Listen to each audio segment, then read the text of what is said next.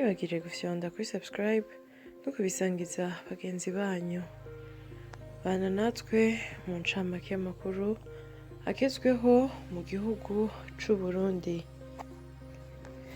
Mu gihe kuri uyu wa kabiri igenekerezo rya 6 Mukakaro hatangujwe ikibazo ca leta gitanga uburenganzira bwo kuja muri kaminuza, umushikiranganji w'indero François Havyarimana niwe yuguruye ico kibazo kuri lycée Gishubi mu ntara ya Gitega, akaba yasavye abanyeshure gukora bashize umutima hamwe no kugumanya inyifato nziza mu gihe c'ico kibazo n'inyuma yaco. Uwo mushikiranganji ahandi yatangurije icese ivyo bikorwa ni kuri lycée Notre Dame de la Sagesse mu ntara ya Gitega nyene. Ni mu gihe ico kibazo ca leta mu ntara ya Rumonge cakozwe neza ukuri kwamye, ariko kw'intonde zavuye mu bushikiranganji zariko bamwe mu batamenyeye mw'ishure, ariko waserukira ubushikiranganji bw'indero yavuze ko abo batamenye baciye bafutwa. Kw'ishure Don Bosco yo mu ntara ya Ngozi abanyeshure 1134 bari bitezwe, hatonze 1131. Mu ntara ya Makamba abagera ku 3315 nibo bakoze ico kibazo.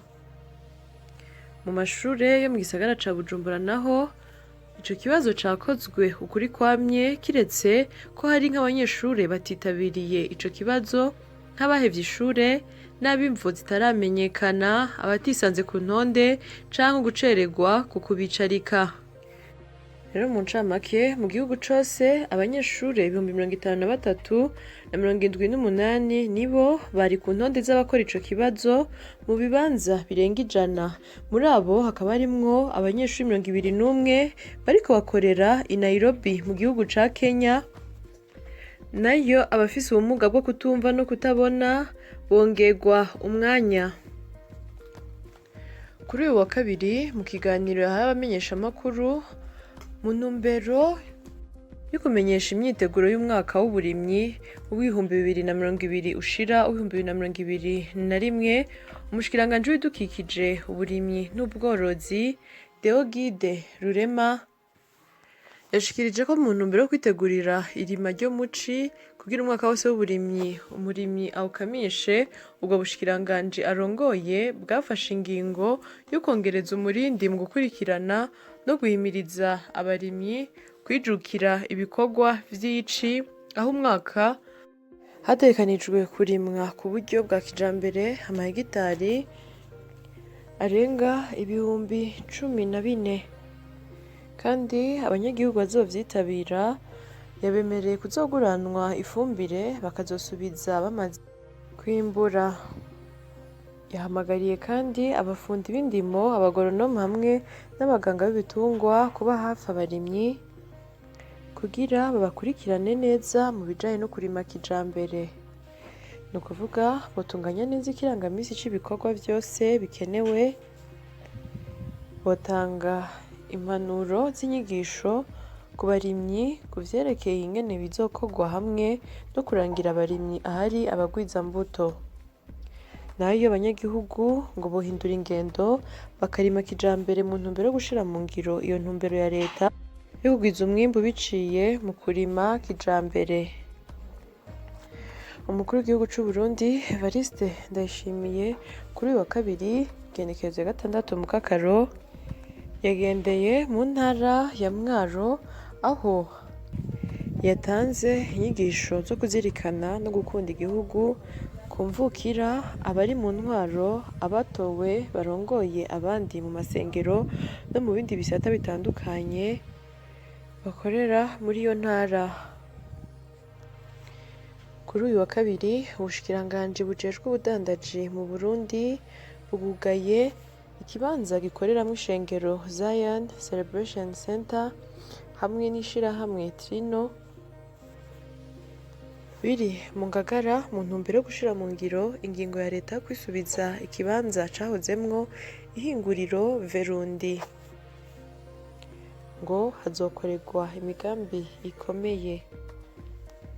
Kuva ku munsi w'ejo wa mbere igenekerezo rya 5 mu kakaro muri clinique ya ONU mu gisagara ca Bujumbura incanco za mbere zo gukinga ikiza ca COVID-19 zaratanguye gutangwa mu Burundi ku bakozi b'ibigo vya Nations Unies hamwe n'abakorera amashirahamwe mpuzamakungu. Kuri uyu wa mbere ubushikiranganji bw'amagara y'abantu bwararonkejwe ibikoresho vyo gupima umugera wa COVID-19 bishika ku 15,000 yawe n'ishirahamwe Wetongera Life ngo bisahirize muri wa mugambi ndakira sinandura kandi sinanduza coronavirusi. Ivyo bikoresho uwavyakiriye ni muganga Onesphore Nzigirabarya, umunganizi w'umushikiranganji ajejwe amagara y'abantu. Hari umugambi wo gusubiriza ibiti bisanzwe bitwara intsinga z'umuyagankuba wa Regideso bishaje vyaboze bishobora kugwa ku mazu.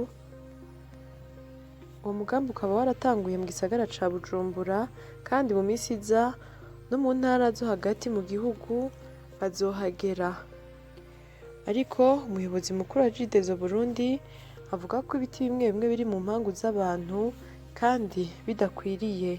Ngo rero amategeko ategerezwa gushirwa mu ngiro kuri bose kandi ku neza ya bose. Nk'uko Emmanuel Mashandari arongoye sendika Konapes ihurikiyemwo abigisha abishikiriza ngo barishimira vyinshi mu vyo baranguye mu myaka 25 imaze ishinzwe, harimwo kubohoza amapete y'abigisha, kuronsa uburaro abigisha no kubashikana ku kwisununura kw'imishahara yabo, ariko ngo haracariho agahaze ku bijanye n'ingene bafatwa na zimwe mu ndongozi kubera abanyasendika. Rero ngo leta